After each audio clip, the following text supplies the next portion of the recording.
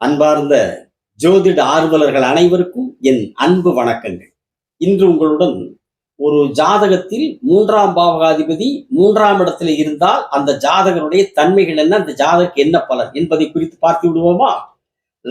லக்னத்துக்கு அடுத்தது லா போட்டு லக்னம், அடுத்தது 2ஆம் இடம், அடுத்து 3ஆம் இடம். அந்த 3ஆம் இடத்துக்கு 3ஆம் பாவத்திற்குரிய கிரகம் அந்த 3லே இருந்தால் என்ன பலன், இந்த ஜாதகருடைய என்ன தன்மை? 3ல் ஒரு கிரகம் 3லே இருக்குதுன்னா அது ஆட்சியாகி விடுகிறது அல்லவா? 3ஆம் அதிபதி 3ல இருந்து ஆட்சி ஆயிடுறார். அவர் அந்த வீட்டுல, அவருடைய வீட்டுல, தன்னுடைய சொந்த வீட்டுல அவர் இருக்கார். அப்போ அந்த கிரகம் அந்த ஜாதகருக்கு தன்னுடைய தன்மைகளை, காரகத்துவங்களை, 3ஆம் இடத்தினுடைய தன்மைகளை, காரகத்துவங்களை முழுமையாக தரும். எந்த ஒரு கிரகம் தன்னுடைய ஆட்சி வீட்டுல, சொந்த வீட்டுல இருந்து அது ஆட்சி வீடு, அந்த கிரகம் அந்த கிரகத்தினுடைய தன்மைகளை, காரகத்துவங்களை, பலன்களை முழுமையாக அந்த ஜாதகத்தை. இன்னொன்னு, 3ஆம் இடத்துல சுபகிரகம் இருந்தா, பொதுவாவே 3ஆம் இடத்துல சுபகிரகம் இருந்தாலே இளைய சகோதரத்துக்கு நல்லா இருக்கும்.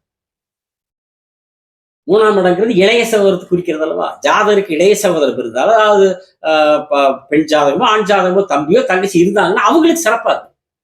ஏன்னா ஒரு சுபகிரகம் இருந்தால் அந்த இளைய சகோதர ஸ்தானத்தை நல்வொளிப்படுத்துகிறது, சுப ஒளியை தருகிறது.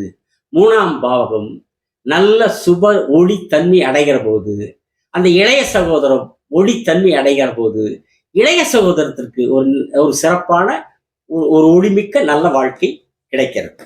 இதுதான் ஜோதிட விதி. ஆனா ஒண்ணு, 3ஆம் இடத்துல எந்த கிரகமான இருக்கலாம், செவ்வாய் மட்டும் இருக்கவே கூடாது. இருந்தா குருவோ சுக்கரனோ புதனோ வளர்வரை சந்திரனோ கண்டிப்பா சம்பந்தப்பட்டிருக்கணும். தனியே இருக்கக்கூடாது. இருந்தால் இளைய சகோதரத்திற்கு கடுமையான தோஷம், பாதிப்பு கொடுக்கும். 3ஆம் இடத்துல செவ்வாய் எங்க வேணாலும் இருக்கலாம், ஆட்சியா இருக்கக்கூடாது. ஆட்சியா இருக்கக்கூடாது, உச்சமா இருக்கக்கூடாது. ஆட்சி விட உச்ச கடும் பாதிப்பு இளைய சகோதரத்துக்கு. ஒண்ணு சுபகிரக சம்பந்தம் இருக்கலாம், அல்லது அந்த தசை வராம இருக்கலாம். இருந்துச்சுன்னா பிரச்சனை இல்லை. அந்த தசை வந்தா தான், இல்லைன்னா நோ ப்ராப்ளம். அதை பத்தி ஒரு பிரச்சனை இல்லை. ஆனால் 3ல செவ்வாய் ஆட்சியாவோ உச்சமாக இருந்து அந்த தசை வந்தால் இளைய சகோதரத்தின் மீது மிகுந்த கண்காணிப்பு வைத்தாக வேண்டும். உறுதியா சொல்லிடுறேன். எந்த லக்கணமா இருந்தாலும் சரி, 3ஆம் இடத்துல செவ்வாய் ஆட்சி, கன்னி லக்னத்துக்கு செவ்வாய் ஆட்சி ஆவார், கும்ப லக்னத்துக்கு செவ்வாய் ஆட்சி ஆவார், விருச்சிக லக்னத்துக்கு செவ்வாய் உச்சமாவார். இந்த 3 லக்னக்காரங்க, கன்னி, கும்பம், விருச்சகம் உச்சமாறாருல இங்க. இந்த 3 லக்னத்துக்காரங்களுக்கும் ஆட்சி உச்சமா செவ்வாய் ஆயிட்டா அந்த தசை வராம இருக்கணும், அல்லது குரு சுக்கிரன் வளர்வரை சந்திரன் புதனோட சேர்ந்து இருக்கணும். இல்லைன்னா அந்த தசை வந்தால் வருகிற போது இளைய சகோதரத்தின் மீது மிகுந்த கண்காணிப்பு வைத்துக் கொள்ள வேண்டும் என்பதை நான் அன்புடன் சொல்லிக்கிறேன். அப்புறம் 3ஆம் இடத்துல கிரகம் ஆட்சி ஆனாலே அந்த ஜாதகர்கள் அதிகாரமுள்ள பதவியில் இருப்பாங்க.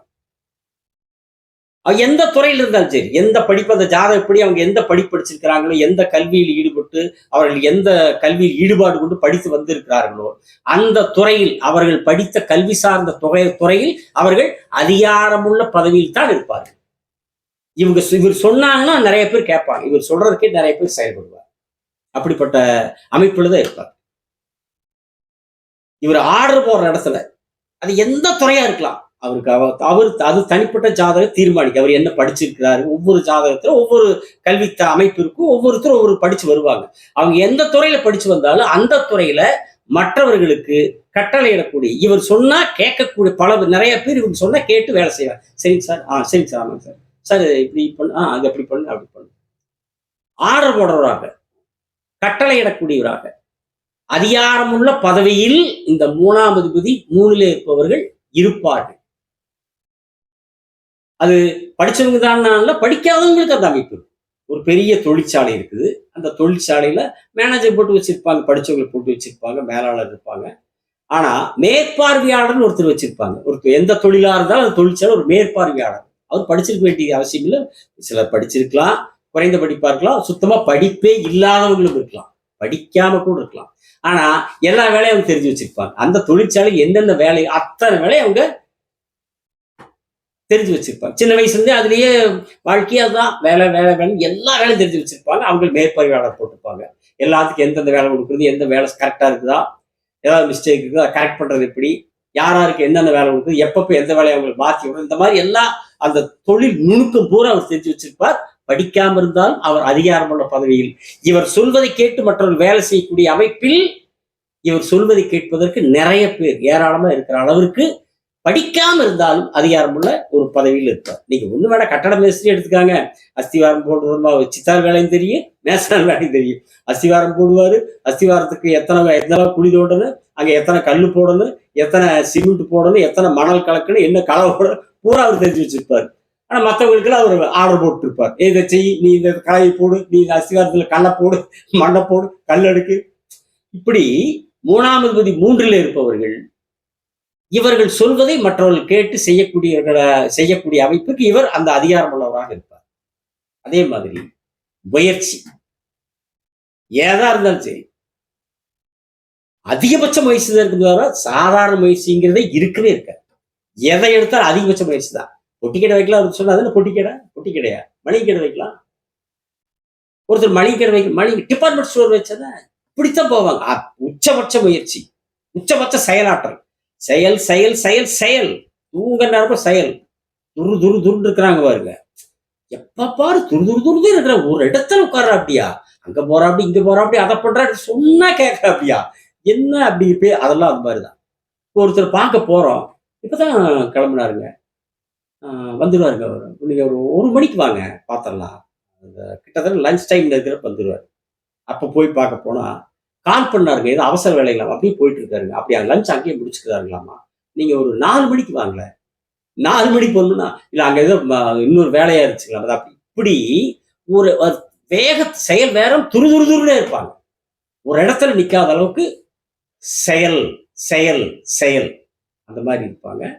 அப்படிப்பட்ட ஒரு 3ஆம் அதிபதி 3ல் இருந்தால் நல்ல செயல்திறன், நல்ல முயற்சி உடையவர், அதிகாரமுள்ள பதவியிலே இருக்கக்கூடிய அமைப்பு அந்த ஜாதகருக்கு கடவுள் அமைத்து தந்திருக்கிறான் என்று சொல்லி, அடுத்த காணொளியில் 3ஆம் அதிபதி 4ஆம் இடத்திலே இருந்தால் அந்த ஜாதகருக்கு என்ன பலன், அந்த ஜாதகரின் நிலை என்ன என்பதை குறித்து உங்களுடன் எனக்கு தெரிந்த ஜோதிட கருத்துக்களை உங்களுடன் பேசுகிறேன் என்று சொல்லிக்கொண்டு, சப்ஸ்கிரைப் செய்தவர்களுக்கு நன்றி, செய்யாதவர்கள் செய்யுங்கள் என்று அன்புடன் கேட்டு விடைபெறுகிறேன். வணக்கம், நன்றி.